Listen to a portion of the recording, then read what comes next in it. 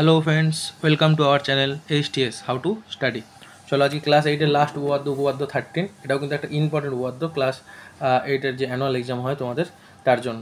তাহলে উপপাদ্যটা কী বলছে, যে একটি সরলরেখার বহিস্থ যে কোনো বিন্দু থেকে ওই সরলরেখা পর্যন্ত যেসব সরলরেখাংশ আঁকা যায় তাদের মধ্যে লম্বের দৈর্ঘ্যই ক্ষুদ্রতম। মানে একটা সরলরেখা থাকবে, তার বাইরে কোনো একটা বিন্দু থাকবে, সেই বিন্দু থেকে ওই সরলরেখা পর্যন্ত মানে সরলরেখার ওপর যে কটা সরলরেখাংশ আঁকা যায় তাদের মধ্যে দেখা যাবে যে ওই বিন্দু থেকে যেটা ওই সরলরেখার লম্ব দূরত্ব মানে লম্বটা সেই হবে সবচেয়ে ছোট, তার দৈর্ঘ্যটাই হবে সবচেয়ে ক্ষুদ্রতম। যাই হোক, তাহলে বুঝতেই পারছো একটা সরলরেখা আঁকতে হবে আর একটা লম্ব আঁকতে হবে। তাহলে সেই হিসাবে আমরা ছবিটা আগে প্রদত্তটা লিখবো। তাহলে কী করবো, একটা সরলরেখা আছে, সরলরেখাংশ তোমরা নিশ্চয়ই জানো। সরলরেখা মানে যেটাকে যত ইচ্ছে বাড়াতে পারি, তার মানে দুদিকেই অ্যারো থাকবে, আর তার অ্যারো থেকে একটু ছেড়ে দুদিকে ভিতর দিকে দুটো বিন্দু নিয়ে, তাই তো। তাহলে ধরো আমি কিন্তু আবারও বলছি, স্কেল পেন্সিল আর স্কেল পেন্সিল। আমি কিন্তু এখানে পেন দিয়ে করছি জাস্ট ভালো বোঝার জন্য ব্যাপারটা, মানে যাতে ক্যামেরায় ভালো আসে।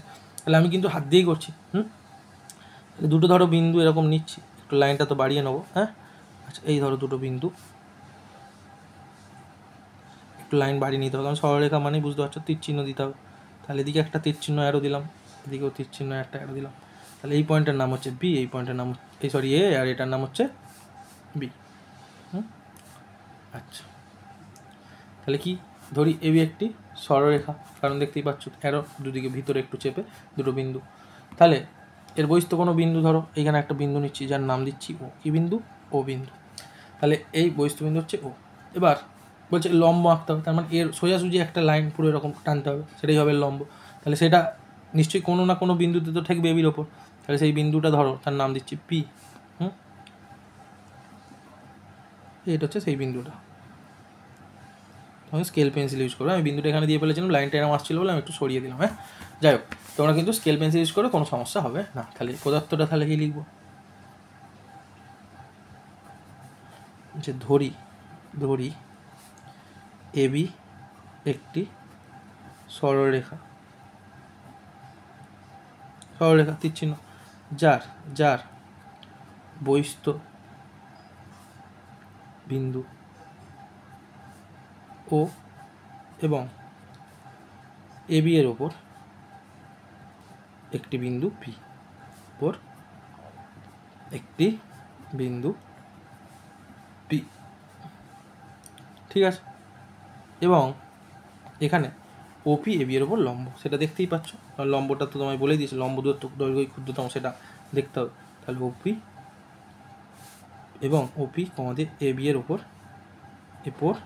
এবি এর উপর লম্ব, অর্থাৎ এটাকে গাণিতিকভাবে আমরা লিখে দেবো, অর্থাৎ চিহ্ন দিয়ে এই ওপিটা লম্ব মানে উল্টো দিকে টি, একটা লাইনের উপর একটা লাইন সোজা হয়ে দাঁড়িয়ে আছে, এবি ওপি লম্ব।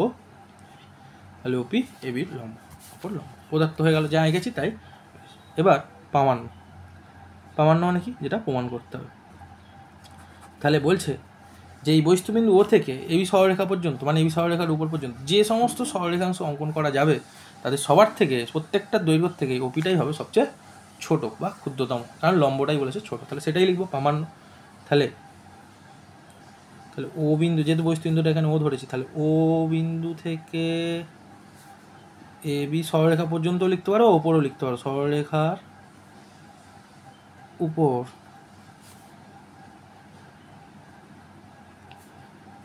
যেসব সরলরেখাংশ, কারণ সেগুলো তীর চিহ্ন দিয়ে তো না, তাহলে তাই সরলরেখাংশ অঙ্কন করা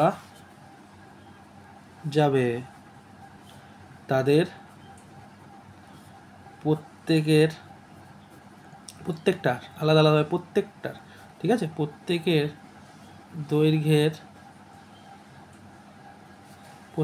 দৈর্ঘ্যের থেকে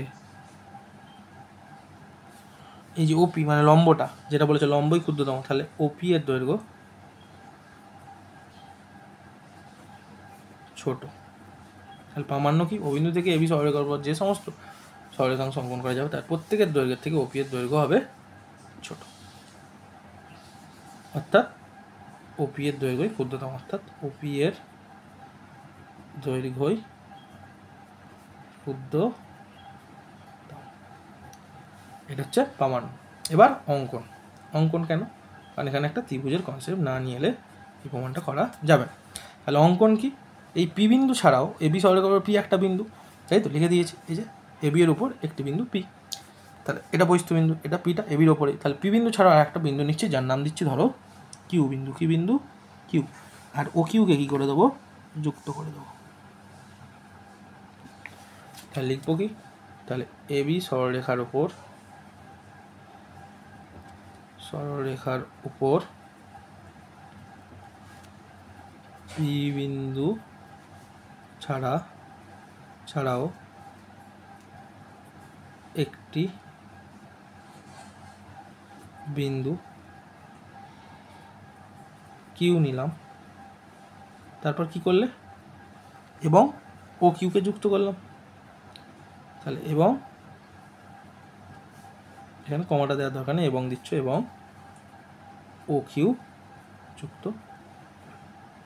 আচ্ছা, যেই যুক্ত করলে সঙ্গে সঙ্গে কী তৈরি হলো বলো তো, একটা ত্রিভুজ তৈরি হলো যার নাম কি ওপি কিউ বা ও কিউ পি, তাহলে ওপি কিউ। তাহলে এবার প্রমাণ, সেই এই ত্রিভুজ থেকেই প্রমাণ হয়ে যাবে। তাহলে প্রমাণটা কী হবে, প্রমাণ কী লিখবো, তাহলে ত্রিভুজ ও পি কিউ এর, তাহলে ত্রিভুজ ও পি কিউ এর, এই যে ওপি কিউ ত্রিভুজের, দেখো এই লাইনটা, এই লাইনের উপর লম্ব বলেই দেওয়া আছে যে ওপি লম্ব এবি, তার মানে কি এই কোণটা নিশ্চয়ই 90 ডিগ্রি, আর লম্ব মানেই কোণ 90 ডিগ্রি। তাহলে কোণ ও পি কিউ সমান এক সমকোণ বা 90 ডিগ্রি, যা ইচ্ছে লিখতে পারো, এক সমকোণ, ঠিক আছে, যেহেতু কেন এখানে লেখাই আছে ওপি লম্ব এবি। আচ্ছা, এরকম একটা উপপাদ্য, কোনো একটা উপপাদ্য আছে আমি যে আপলোড করেছি তোমাদের এইটেরই, কোনো একটা এক সমকোণ ব্যাপার ছিল, ঠিক আছে, তো সেখানে আমি এই কন্ডিশনটা, এই যে একটা, সেটাও একটা কিছুর উপর লম্ব ছিল, সেটা আমি যেহেতু যে লিখিনি, ওগুলো লিখতে হয়, হ্যাঁ লিখলে ভালো, আমি লেখা হয়নি ওটা, একটু তোমরা যারা পরপর করছো উপপাদ্যগুলো একটু খেয়াল করো, হ্যাঁ একটু ওটা লেখা হয়নি, একটু পারলে লিখে নিও, লিখলে তোমাদেরই খুব ভালো লাগবে, বুঝতেও সুবিধা হবে, আর যে শিক্ষক খাতা দেখবেন ওনারও সুবিধা হবে, তো নাম্বারটা পুরো ভালোভাবে পাবে। ওপি লম্ব এবি, তাহলে ওপি কিউ হচ্ছে এক সমকোণ।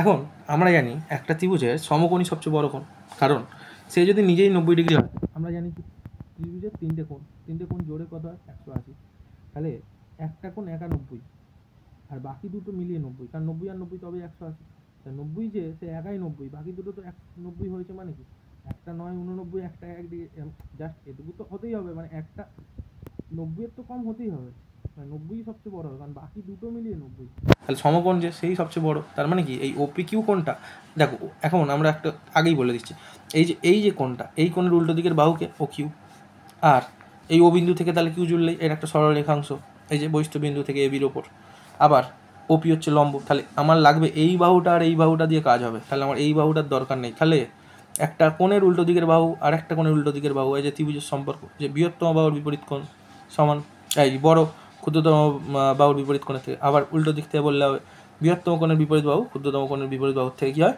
বড় হয়।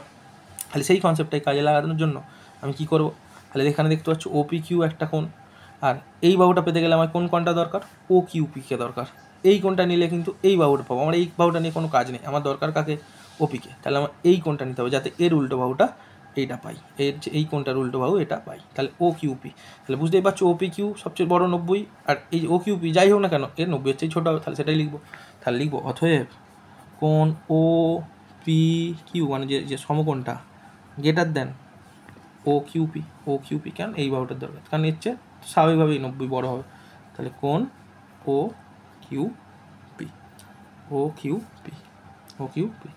কেন, তাহলে যেহেতু সমকোণী ত্রিভুজে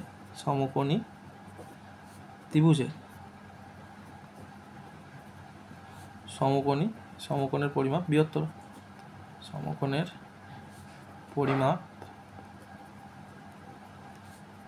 বৃহত্তর, বৃহত্তর। আচ্ছা, যাই হোক হয়ে গেল। তাহলে যখনই একটা কোণ আর একটা কোণের চেয়ে বড় হচ্ছে, তাহলে ওই বড় কোণটার উল্টো দিকের বাহুটা ছোটো কোণটার উল্টো দিকের বাহু হচ্ছে বড় হবে, এটা আমরা জানি ত্রিভুজের, এই যে স্বতঃসিদ্ধ এটা উপপাদ্য আমরা প্রমাণও করেছি। তাহলে কী হবে, এর উল্টো দিকের বাহুটা কী হবে, ও কিউ, তাহলে এ বড় হবে কার চেয়ে, এর উল্টো দিকের বাহু মানে ওপির থেকে, তাহলে অতএব ও কিউ গ্রেটার দেন ওপি, ওপি, বা এটাকে ঘুরিয়ে যেহেতু ওপিটাকে ছোটো দেখাতে হবে তাই ওপিটাকে এপারে লিখে না, ওপিটা এপারে মানে কোনটা এদিকে আসবে, মানে সূচল মুখটা এদিকে, তাহলে ওপি লেস দেন ও কিউ, একই কথা। হ্যাঁ, ওপি লেস দেন ও কিউ, এটাকে ঘুরিয়ে জাস্ট লিখলাম। তাহলে কেন, যেহেতু ত্রিভুজের এই যে একটা ওই উপপাদ্যটাতেই যত সম্ভব একটা জিনিস হয়েছিল, ওখানে কোণের উল্টো দিকের বাহু আর বাহুর উল্টো দিকের কোণ, জাস্ট আমি কোণ বাহুটা ঘুরিয়ে দিয়েছিলাম। হ্যাঁ, একই ব্যাপার বিষয়টা, কিন্তু যেহেতু যেখানে কোণের উল্টো দিকের বাহু বিষয়টা লাগবে সেখানে বাহুর উল্টো দিকের কোণটা দিয়ে তো যথাযথ হয় না, তাই ওটা আমি কমেন্টে দিয়ে দিচ্ছি, তোমরা ঠিক করো। হ্যাঁ, ওইগুলো তাহলে ত্রিভুজের, যেহেতু ত্রিভুজের বৃহত্তম কোণ, এই যেমন এখানে কোণ থেকে ব্যাপারটা হচ্ছে না, তাই বাহু দিয়ে তো লাভ নেই, তাহলে বৃহত্তম কোণের বিপরীত বাহু আমাদের ক্ষুদ্রতম যে কোণের বিপরীত বাহু অপেক্ষা কী হয়, বৃহত্তর হয়, এটা আমরা জানি, প্রমাণও করেছি। হ্যাঁ, তাই তো। তাহলে ওপিটা কী হলো, ও কিউ, তাহলে ওপি দেখা যাচ্ছে ও কিউ হচ্ছে ছোটো, আর লম্ব বলেছে, তার মানে কি এই ও কিউ, এখন কিউটা যদি এদিকে সরুক আর এদিকেই সরুক, যাই সরুক, এটা তো 90 ডিগ্রি থাকবে কারণ এর উপর সোজা, আর 90 ডিগ্রি যেহেতু এটা, তার মানে যাই কোণ হয়ে যাক এই 90-এর উল্টো দিকের বাহুটা এদিকে সরে এলেও সবসময় সে বড় হবে, এদিকে সরে গেলেও সে সবসময় বড় হবে, কারণ 90 ডিগ্রি সবচেয়ে বড় কোণ, আর সবচেয়ে বড় কোণের উল্টো দিকের বাহু সবচেয়ে বড়ই হবে। তাহলে যতই যাই হয়ে যাক, কিউ যদি একদম পি এর পাশাপাশিও চলে আসে সেটাও তির্যক সরলরেখাংশ হয়ে যাবে, লম্ব কখনো হবে না, কারণ সবচেয়ে ক্ষুদ্রটা লম্ব হয়, বাকি যত সরলরেখাংশ ওই বিন্দু থেকে সব কি তির্যক, একটু তেরচা হবেই, তাহলে সেটা সামান্য বড় হবেই, সামান্য কি বড় হবে। তাহলে এখানে লিখবো, তাহলে আবার তাহলে এই যে কিউ বিন্দুটা এবি এর উপর অবস্থিত, তাহলে কিউ বিন্দুটি এবি সরলরেখার উপর অবস্থিত, সেটা তুমি আগে লিখেও নিয়েছো, উপর অবস্থিত, উপর অবস্থিত। অতএব কিউ বিন্দুর এবি সরলরেখার ওপর রেখার উপর যে কোনো অবস্থানে কি হবে, সবসময় ওপিটা ছোট হবে, কারণ এই ওপির সঙ্গে যে কোণটা আছে 90, আর এই কোণের উল্টো দিকের বাহু, সে কিউ এখানে সরে এলেও এটাই উল্টো দিক থাকবে, এখানে সরে গেলেও এটাই উল্টো দিক থাকবে, আর বড় কোণের বাহু বিপরীত বাহু সবসময় বড় হবে, এই 90টা তো চেঞ্জ হবে না, 90 সবচেয়ে বড় কোণ হবে ত্রিভুজের, অর্থাৎ 90-এর উল্টো সবচেয়ে বড় কোণের বিপরীত বাহু সবচেয়ে বড়ই হবে, সে যতই এদিকে সরুক আর যাই সরুক কিউ, এই বাহুটা সবসময় বড় হবে, আর যেহেতু এখানে ফিক্সড তাহলে এ সবসময় ছোটোই থাকবে, যত যাই হয়ে যাক, কিউ এদিকে সরে গেলেও এই ও কিউ যা হবে, এই এদিকে সরলেও এই কিউ যা হবে, ও কিউ হচ্ছে সবসময় ওপিটা কী হবে, ছোটো হবে। তাহলে যে কোনো অবস্থানের এখানে অবস্থানের এটা হর্ষই দিয়ে দিয়েছিলাম, অবস্থানের আচ্ছা আমি এখানে রটা আলাদা করে দিচ্ছি, অবস্থানের জন্যই কী হবে, ওপিটা মানে এই যে ওপিটা লম্বটা ও কিউ হচ্ছে সবসময় কী হবে, ছোটো হবে। তাহলে ওপি লেস দেন ও কিউ, তাহলে হয়ে গেল।